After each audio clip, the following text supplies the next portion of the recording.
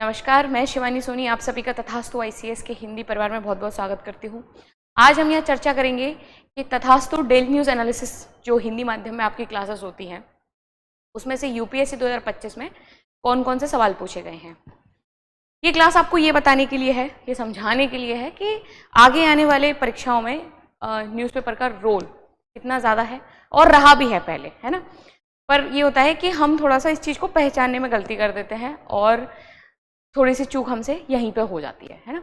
देखो, जो न्यूज़पेपर है, ठीक है, मैं मान सकती हूँ आपके लिए बहुत ज़्यादा बोझिल लगता है, आपको लगता है कि बहुत ज़्यादा टाइम कंज्यूमिंग है, क्या पढ़ें क्या छोड़ें, हमें कुछ समझ में नहीं आता। तो जस्ट मैं आपसे ये कहना चाहूँगी कि आप उसको बस पढ़ना शुरू करो, ठीक है।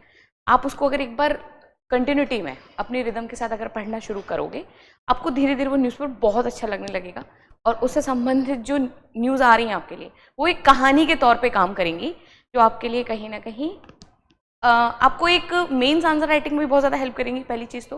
दूसरी चीज़, जो प्रीलिम्स है, ठीक है, जहाँ से न्यूज़ सीधे सीधा न्यूज़पेपर में जो आपका पेपर है, जहाँ से सीधे सीधे न्यूज़ से उठा के आपके लिए प्रश्न बन जाते हैं, तो उन प्रश्नों को हल करने में कहीं ना कहीं आपके लिए सहायक होगी, ठीक है। मैं आज यहाँ पे बताऊँगी कि पिछली जो हमारी क्लासेस हुई हैं, है ना, उन क्लासेस से किस तरह से जो हमारा यूपीएससी का 2025 का एग्जाम हुआ है उसमें किस तरह से सवाल पूछे गए हैं, ठीक है। वो क्लास हमारे लिए कितनी ज़्यादा ज़रूरी रही है, साथ ही साथ आपने कुछ मेहनत करी है, पढ़ाई करी है, ठीक है। और साथ ही साथ हम देखेंगे कि ये जो पूरा सेशन रहा है हमारा पिछले कुछ महीनों का, उन सेशन से कितने सवाल आए हैं अभी तक के, ठीक है, और आगे भी कितनी ज़्यादा संभावना बन सकती थी अगर क्लास चलती, या फिर ये समझ लो कि ये कहीं ना कहीं कितनी ज़्यादा ज़रूरी हो सकती है आपके लिए, किसके लिए, कि आपके न्यूज़पेपर आपके लिए कितना ज़रूरी हो सकता है, ठीक है। चलो तो स्टार्ट करते हैं हम कि ये आपका सेट सी रहेगा, ठीक है, ये आपकी यूपीएससी का पेपर है। इसमें से हम स्टार्ट करेंगे पहले क्वेश्चन को, ठीक है। क्वेश्चन नंबर 2 है, जिसमें पूछा गया है बिम्स्टेक के बारे में, ठीक है। बिम्स्टेक के बारे में पूछा गया है, जो 7 सदस्य हैं, ठीक है। पूछा गया है कि किस घोषणा पत्र के आधार पर इसको स्थापित किया गया था, अस्तित्व में लाया था, संस्थापक सदस्य कौन है और पर्यटन उपक्षेत्र का नेतृत्व कौन कर रहा है। ये हमने पढ़ा था कब, 3 अप्रैल को, ठीक है, जब थाईलैंड में बिम्स्टेक का आयोजन किया गया था, इस सम्मेलन का आयोजन किया गया था। ये उस समय की आपकी न्यूज़पेपर की कटिंग है और ये वो कटिंग है जो मैंने आपको पढ़ाया था, जो हमने पढ़ा था, ये फोटो के साथ, ठीक है। और ये फोटो आपको बता रही है कि बिम्स्टेक में कितने सदस्य हैं, क्या है, सारी चीज़ों के बारे में आपको बताया था मैंने उस क्लास में, डिटेल में हमने डिस्कस किया था। और ये आपका प्रश्न आया था सीधा सीधा उठ के, ठीक है। अगले प्रश्न पे चलते हैं। अगला प्रश्न है हमारा एआई एक्शन समिट के ऊपर, है ना। एआई के ऊपर बहुत सारे सवाल आ रहे थे, ठीक है, सवाल नहीं आ रहे थे, बहुत सारे एडिटोरियल आ रहे थे, कुछ फैक्चुअल इन्फॉर्मेशन भी आई एआई के ऊपर, कुछ एडिटोरियल भी आए। और हमने देखा कि मतलब जब जब एआई पे कोई ना कोई एडिटोरियल आया, हमने इस चीज़ को डिस्कस किया कि ऐसा आरोप लगाया जा रहा है एआई के ऊपर कि आगे आने वाले समय में एआई का युग है और इस युग में कहीं ना कहीं बहुत सारे जो लोग हैं वो बेरोजगार होने वाले हैं। हम हमेशा डिस्कस करते थे कि भाई अगर कोई व्यक्ति है जो सीखने की प्रवृत्ति रखता है ना, और धीरे धीरे कहीं ना कहीं जो बदलती जो धारा है, ठीक है, उसके साथ शामिल हो जाता है कहीं ना कहीं, तो उसको इतनी ज़्यादा परेशानी नहीं आएगी, है ना। जो भी नई तकनीकी आ रही हैं उनको हम ग्रहण कर लेते हैं, उनको हम अच्छे से सीख लेते हैं, तो हमारे लिए बहुत ज़्यादा अच्छी हो जाती है। तो इतना तो तय है कि आगे आने वाला जो युग है वो एआई का है, ठीक है। उस एआई की वजह से ही, ठीक है, बहुत सारी चर्चा चली, ठीक है। तो वहीं पर कहीं ना कहीं समिट भी हुआ और इस समिट के बाद ये जो एआई का विषय है ये अपने आप में और ज़्यादा महत्वपूर्ण हो गया, है ना। हमने डिस्कस किया था कि 23 वाला कहाँ हुआ था एआई, 24 वाला कहाँ हुआ और 25 वाला कहाँ हुआ था। 25 वाले की वजह से ही कहीं ना कहीं ये जो एआई एक्शन समिट है बहुत ज़्यादा इंपॉर्टेंट हो गया, ठीक है। ये आपके द हिंदू का जो एडिटोरियल था उसकी कटिंग है। 10 फरवरी को ये पूछा गया था एआई एक्शन समिट, और ये एआई एक्शन समिट वो है जो हमने पढ़ा था अपनी क्लास में, है ना। आगे चलते हैं हम अपने अगले इस क्वेश्चन पे। चलो अगले क्वेश्चन पे चलने से पहले कुछ एआई के बारे में एक और मैंने आपको एडिटोरियल बताया था, एडिटोरियल था हिंदू का, जिसमें से पूछा गया था कि जो यूके है एआई जनित बाल योषण सामग्री को अपराध घोषित करने वाला पहला देश। तो आप यहीं से अंदाजा लगाओ कि कोई देश, ठीक है, एआई को कहीं ना कहीं अगर उसका गलत तरीके से प्रयोग कर रहा है तो उसको अपराध घोषित करने वाला पहला देश हो जाता है। हमने उस क्लास में डिस्कस भी किया था कि भाई इस तरह की चीज़ें हम पढ़ते इसलिए हैं ताकि भारत भी कहीं ना कहीं अन्य देशों से सीखे, क्योंकि एआई तो भारत में भी बहुत ज़्यादा धीरे धीरे क्रांति फैला रहा है। ठीक है, सभी लोग एआई से धीरे धीरे रूबरू भी हो रहे हैं, और उपयोगी भी है और घातक भी है, दोनों चीज़ें। तकनीकें जब होती हैं तो सहयोगी भी हो सकती हैं और आपके लिए कुछ परेशानियां भी खड़ी कर सकती है।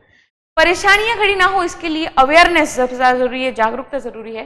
ठीक है, और ये जागरूकता कहीं ना कहीं देखो इस माध्यम से हमारे सामने आ रही है भाई, कि भारत को भी कहने किस तरह का कुछ कदम उठाना चाहिए। अगर एआई से संबंधित बच्चों के ऊपर अगर किसी तरह का प्रभाव पड़ रहा है तो उस पर एक कानून होना चाहिए। क्लियर है? अब आप इस खबर से अंदाजा ला सकते हो कि एआई पर सवाल तो बनता था, क्योंकि एआई बहुत समय से क्या था, चर्चा में था। ठीक है, अगले सवाल पर चलते हैं हम। अगला सवाल है क्वेश्चन नंबर 11। ठीक है, रेयर अर्थ मेटल से ये सवाल पूछा गया था। ठीक है, जब से चाइना और अमेरिका के बीच में रेसिप्रोकल टैरिफ को लेकर बहुत ज्यादा विवाद रहा है। ठीक है, और रेसिप्रोकल टैरिफ कुछ ना कुछ अमेरिका के द्वारा हमारे ऊपर भी लगाया गया था, और ये विवाद तब और ज्यादा चर्चा में आ गया रेयर अर्थ मेटल्स को लेकर, क्योंकि जब अमेरिका ने चाइना पर है ना टैरिफ लगाया, तो बदले में चाइना ने अमेरिका को ये कहा था कि हम अब आपको रेयर अर्थ मेटल्स की सप्लाई नहीं करेंगे। ये बहुत समय से चल रहा था। ठीक है, और रेयर अर्थ मेटल्स तो ये समझ लो कि दिसंबर में भी कुछ ना कुछ आर्टिकल आए थे उसके ऊपर, जनवरी में भी थे, फरवरी में भी थे, यानी कि रेयर अर्थ मेटल्स अपने आप में एक बहुत ज्यादा इंपॉर्टेंट टॉपिक हो गया था। ये बार बार जब आर्टिकल आ रहे थे तो उसको देख के समझ में आ गया था कि कहीं ना कहीं ऐसा हो इससे सवाल बन सके। ठीक है, तो ये बात है 5 अप्रैल की। ठीक है, और ये आपके द हिंदू की कटिंग है, और ये जो हमने रेयर अर्थ मेटल्स के बारे में पढ़ा था। ठीक है, दुर्लभ मृदा धातु के बारे में, और साथ ही साथ हमने एक प्रीलिम्स का सवाल भी सॉल्व किया था, है ना। चलिए आगे चलते हैं हम। आगे ये कुछ रेयर अर्थ मेटल्स पे आपको एक्स्ट्रा इन्फॉर्मेशन मैंने दी थी कि जब China block export to rare earth elements 22 अप्रैल को आर्टिकल आया था, तब भी हमने डिस्कस किया था। इसलिए मैं आपको ये बता रही हूँ कि जो न्यूज़ होती हैं, ऐसा नहीं है कि आपको हर दिन पूरा पेपर कुछ ना कुछ नया मिलेगा। ठीक है, मतलब ये समझ लो कि पूरा पेपर में सब कुछ नया ही है। ठीक है, नहीं, ऐसा होता है कि जब आप अगले दिन न्यूज़पेपर देखते हो तो उसमें से आधी जो न्यूज़ होती हैं वो पिछली न्यूज़ से संबंधित होती हैं, यानी कि आपके एक स्टोरी फॉर्म में रहती हैं। कुछ न्यूज़ होती हैं ऐसी जो नई होती हैं। ठीक है, जिनको पढ़कर लगता है कि क्या कुछ सही हुआ है, क्या कुछ गलत हुआ है, तो जिनके बारे में हमें धीरे धीरे समझना है, और वो भी एक समय के बाद कहीं ना कहीं स्टोरी फॉर्मेशन हो जाती है उनकी भी।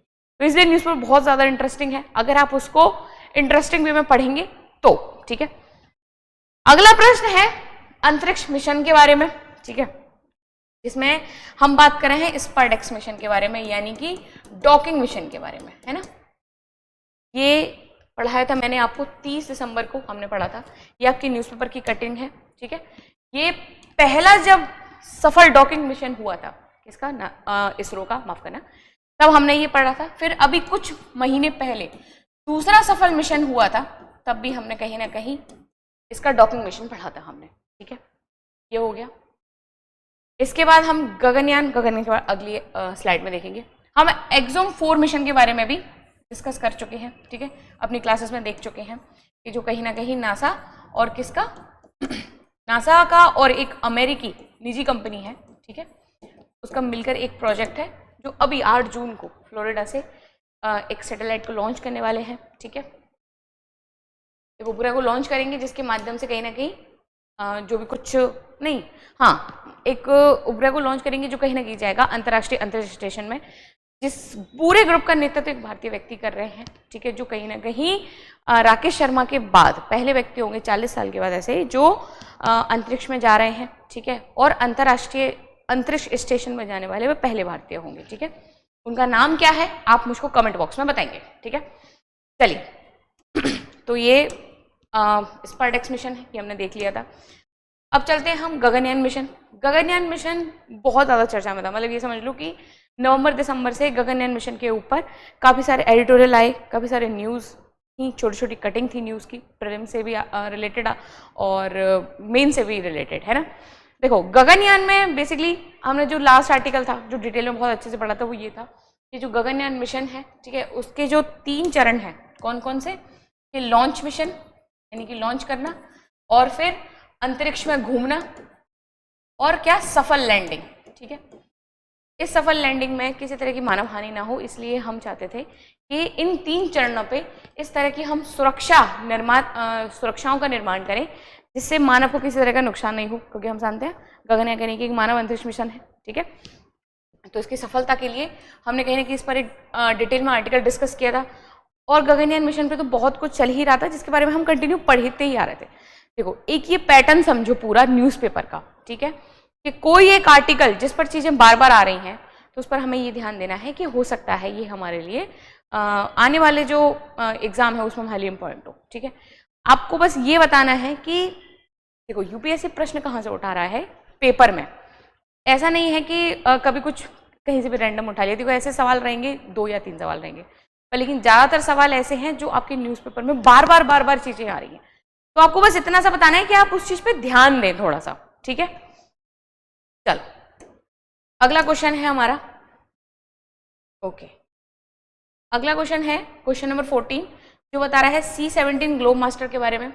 ये हमने पढ़ा था 6 फरवरी को, ठीक है। ग्लोब मास्टर बेसिकली एक, ये आप देख रहे हो विमान है कि एक तरह का, ठीक है। कब क्यों इसका प्रयोग किया गया था कि अमेरिका में जो लोग अवैध तरीके से घुस गए थे उनको अमेरिका ने वापस भेजा इस विमान के माध्यम से, कहाँ पर, अमृतसर में, ठीक है। तो इसलिए ये चर्चा में था। और आई थिंक जब हम क्लास कर रहे थे, कब, 6 फरवरी को हम क्लास कर रहे थे, तो मैंने आपको ये बोला था कि हो सकता है सीधे सीधे इस विमान के बारे में आपसे प्रश्न पूछ लिया जाए कि ये कहाँ का है और किस तरह का विमान है, क्या लड़ाकू विमान है या परिवहन विमान है। तो ये सीधा आंसर आपके लिए, मतलब ये क्वेश्चन आपके लिए सीधा पूछ लिया गया था यहाँ पे, ठीक है। अगले आर्टिकल पे चलते हैं, ठीक है। कभी कभी ऐसा होता है कि हम किसी तरह की योजना, यानी कि पीएम सूर्य घर हर घर मुफ्त योजना, ये बहुत समय से ये भी कहीं ना कहीं चर्चा में थी, ठीक है। अब इसके बारे में भी हमने 30 जनवरी को डिस्कस किया था। ये उस समय की न्यूज़ कटिंग है और ये वो कटिंग है जो हमने डिस्कस किया था, हमने पढ़ा था, है ना। तो उसके बाद हम इस पर भी देख सकते हैं इस योजना के माध्यम से कि जो योजना कभी कभी पूछी जाती है और वो भी कहीं ना कहीं न्यूज़ में डायरेक्ट, माफ करना, हमारे क्वेश्चन पेपर में डायरेक्ट आ जाती है, ठीक है। अगला क्वेश्चन है हमारे सामने राज्यपाल की विवेकाधीन शक्तियों के ऊपर, ठीक है, और उस बात के ऊपर कि राज्यपाल कितने समय तक विधेयकों को रोक के रख सकते हैं। ये प्रश्न उसी पर है कि राज्य का राज्यपाल अपने विवेकानुसार कार्य कर सकता है और पारित विधेयक को भले ही वे संबंधित राज्य के राज्यपाल को ना भेजा गया हो तो अपने विचार के लिए आरक्षित कर सकता है। देखो राज्यपाल के द्वारा, है ना, जो विधेयक थे उन पर जो रोक लगा दी थी, ये जो मुद्दा था बहुत ज़्यादा चर्चा में था, ठीक है। क्यों रोक लगा दी है, किस लिए रोक लगा दी है, पूरी प्रणाली बाधित करती है, वगैरह वगैरह, इस तरह के एडिटोरियल आए, कहीं ना कहीं न्यूज़ आई ना हिंदू में, ठीक है। उसके बाद सुप्रीम कोर्ट ने भी जब बोला गया, सुप्रीम कोर्ट के द्वारा भी, कि भाई आप इस तरह से चीज़ें नहीं कर सकते, आपको तय समय के अनुसार या तो आप विधेयक को आगे भेजो या फिर कहीं ना कहीं मना करो, है ना। तो जब सुप्रीम कोर्ट के द्वारा बोला गया तो सुप्रीम कोर्ट पर भी ये कहा गया कि कहीं ना कहीं आप बीच में बोल रहे हो कार्यपालिका विधायिका कि आपको नहीं बोलना चाहिए, तो वो भी कहीं ना कहीं बहुत ज़्यादा चर्चा में था। सबसे ज़्यादा चर्चा में ये था कि भाई जो हमारी राष्ट्रपति जी हैं उनने भी अब सुप्रीम कोर्ट से सवाल पूछ लिया था कि अगर राज्यपाल इस तरह के विधेयक को रोक के रखता है, ठीक है, तो क्या ये सही है। और उस विधेयक से संबंधित जो भी कुछ सवाल थे वो किससे पूछे, सुप्रीम कोर्ट से पूछे। किस आर्टिकल के तहत, तो आर्टिकल 143 के तहत, ठीक है, पूछ लिए गए, कहीं ना कहीं जवाब भी दिए गए, सारी चीज़ें हुई, ठीक है। तो इसलिए अब आप ये समझो कि ये जो विधेयक वाला मुद्दा था वो इतना ज़्यादा विवादित हो चुका था, इतना ज़्यादा चर्चा में था कि यूपीएससी में सीधा सवाल पूछ दिया गया, ठीक है। ये आपका एडिटोरियल की कटिंग है और ये वो कटिंग है जो हमने पढ़ी थी। क्लियर है सभी को, बात है समझ में। आगे देखते हैं हम अगला न्यूज़। अगली न्यूज़ है नाटो के ऊपर, है ना, कि नाटो के सदस्य देश कौन कौन से हैं।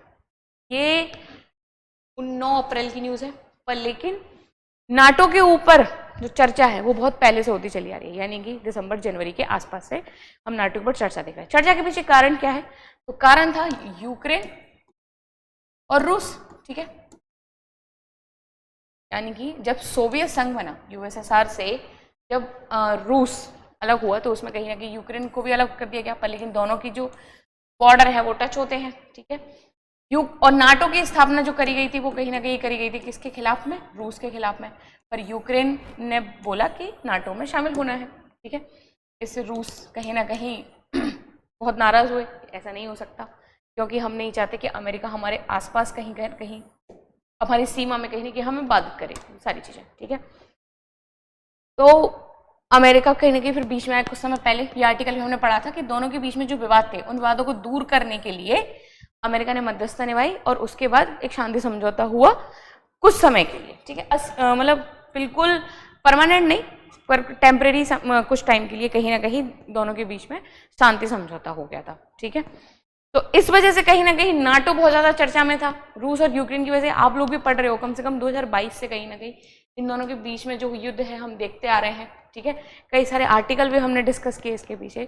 तो देखो इन दोनों के लिए तो सवाल नहीं पूछे गए, पर लेकिन जो मेन कारण था जहाँ से ये कहानी स्टार्ट हुई रूस और यूक्रेन के बीच में, वहाँ से सवाल पूछ लिया गया। वो कहानी स्टार्ट थी नाटो के लिए।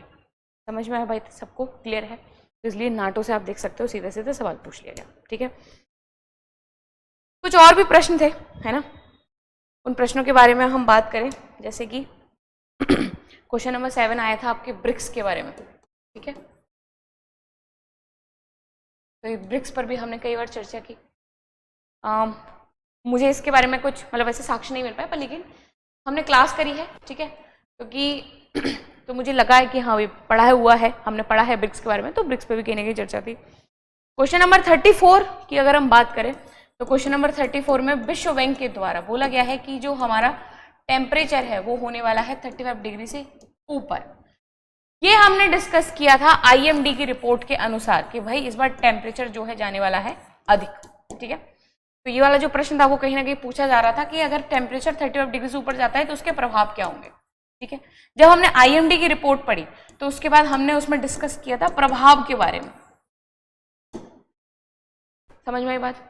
तो रिपोर्ट से संबंधित जो चीजें हैं, जो इफेक्ट होगा अगर टेम्परेचर कम या ज्यादा होने पर, तो वहां से सवाल बन रहे हैं, तो ये हमें ध्यान रखना है, ठीक है।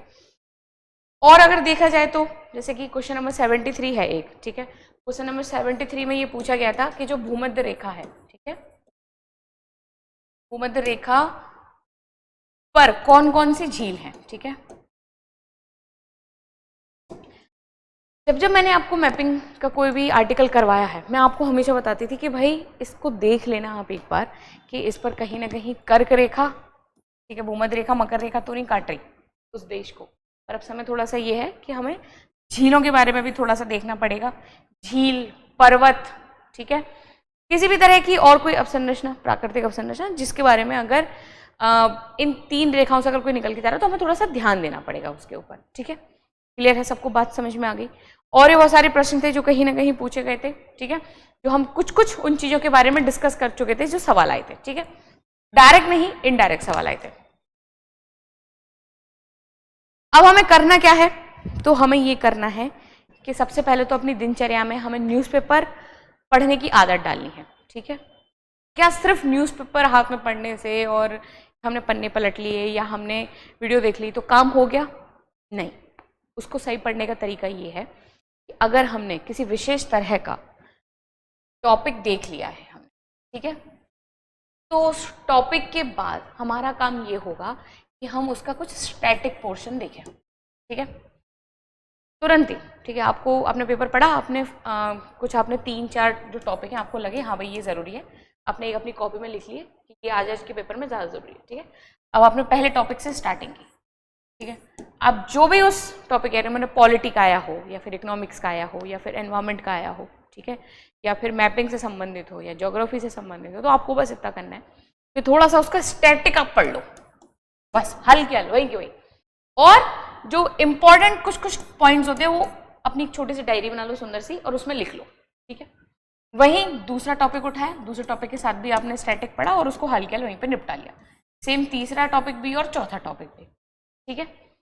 ये तो थोड़ी सी सही अप्रोच होगी एक न्यूज़पेपर पढ़ने की, क्योंकि सिर्फ हेडलाइन पढ़ने से या फिर उसमें जो लिखा हुआ है पढ़ के काम तो चल जाएगा, पर लेकिन आप अगर उसके साथ थोड़ा सा स्टैटिक और पढ़ लोगे तो ये समझ लो कि उस टॉपिक से संबंधित आपकी करंट की इंफॉर्मेशन और स्टैटिक की इंफॉर्मेशन दोनों मिल जाएगी। फिर चाहे किसी भी तरह का प्रश्न पूछा जाए आपसे, आप हर प्रश्न का उत्तर देने के लिए तैयार रहेंगे। समझ में आई बात? तो अगर जिन लोगों को 2026 का एग्जाम देना है, ठीक है, तो वो इस अप्रोच को प्रयोग कर सकते हैं, ठीक है। मैं उम्मीद करती हूँ कि आप इस अप्रोच के साथ अगर पढ़ाई करोगे तो आपको पेपर इतना अनजाना नहीं लगेगा फिर, है ना। आपको मैं ये भी नहीं कह सकती कि आप पूरे 100 में से 100 करके आ जाओगे, नहीं, पर आप उस स्थिति में रहोगे जहाँ पे अपने आप को बहुत ज़्यादा सहज महसूस करोगे और कहीं ना कहीं आपको वो आंतरिक खुशी भी आपको महसूस होगी कि हाँ मैंने जो साल भर एक आदत जो अपने जीवन में डाल ली न्यूज़पेपर पढ़ने की, उसका मुझे कुछ ना कुछ फ़ायदा तो हो रहा है ना। और ये परिवर्तन आप खुद देखेंगे अपने अंदर, है ना। तो ये थी कुछ इन्फॉर्मेशन, ठीक है। देखो जो इंग्लिश माध्यम के छात्र हैं, इंग्लिश में तो आराम से सहज पढ़ सकते हैं, कोई दिक्कत नहीं है। अब परेशानी है सबसे ज़्यादा यूपीएससी में हिंदी माध्यम के छात्रों की, ठीक है। तो उनके लिए मैं रोज़ सुबह 11:30 बजे उपस्थित हो जाती हूँ, ठीक है, कि मैं आपकी इतनी तो मदद कर सकती हूँ कम से कम कि जो इंग्लिश वाला पेपर है उसको आपको हिंदी में पढ़ा दूँ, है ना। साथ ही साथ आसान भाषा में जो भी खबरें आ रही हैं उनको आपको समझा दूँ, और आपका इतना सा और काम आसान कर दूं कि जो उससे संबंधित जो भी चीज़ें हैं, स्टैटिक वाला पोर्शन मैं हल्के हल आपको कवर करा दूं। पर लेकिन साथ में मैं क्लास में होमवर्क भी देती हूँ, जैसा आपने देखा होगा जो लोग क्लास लेते हैं, ठीक है, कि होमवर्क भी दिया जाता है आपका, ठीक है। तो आपका काम ये होगा बस इतना इस क्लास के साथ कि आप जो भी आपको PDF मिल रही हैं उनका आप रिविज़न करो, पहली चीज़। तो दूसरी चीज़ आप ये करो कि जो भी आपको होमवर्क मिल रहा है वो पूरा का पूरा उसी समय कंप्लीट करो। यानी कि जैसा कि पहला प्रश्न था जो हमारे C-सेट में पंचायती राज से था, पंचायत राज पे भी हमने कहीं ना कहीं एक आर्टिकल डिस्कस किया था और मुझे बहुत अच्छे से याद है। मैंने आपको बोला था कि आप पूरा पंचायती राज पढ़ के आओ, ठीक है।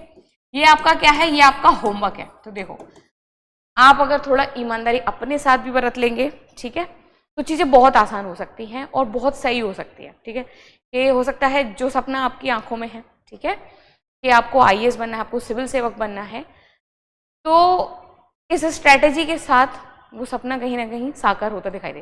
देखो प्रीलिम्स जो है वो थोड़ा सा है प्रॉब्लम देने वाला कि इतने सारे लोग एग्जाम में बैठते हैं, कट ऑफ कितनी जाएगी, हम कर पाएंगे, हम नहीं कर पाएंगे, ठीक है।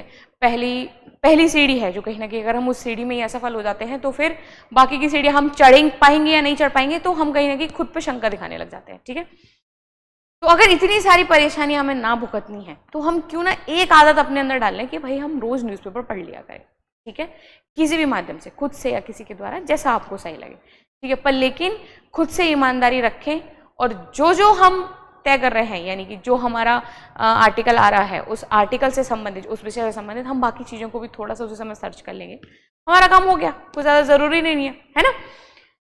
तो ये थी आपके लिए कुछ इन्फॉर्मेशन कि भाई DNA से कौन कौन से सवाल आए हैं। आपको बताया गया है कि जो पिछले कुछ महीनों में जब से ये क्लास मतलब हम पढ़ा रहे हैं, आप और हम पढ़ रहे हैं, तो किस तरह से UPSC में सवाल पूछे गए हैं, ठीक है। मैं उम्मीद करती हूँ आपको ये क्लास पसंद आएगी और आप मेरी बातों को थोड़ा सा सीरियस लेने का भी प्रयास करेंगे कि हाँ भाई पेपर बहुत ज़्यादा ज़रूरी है, ठीक है।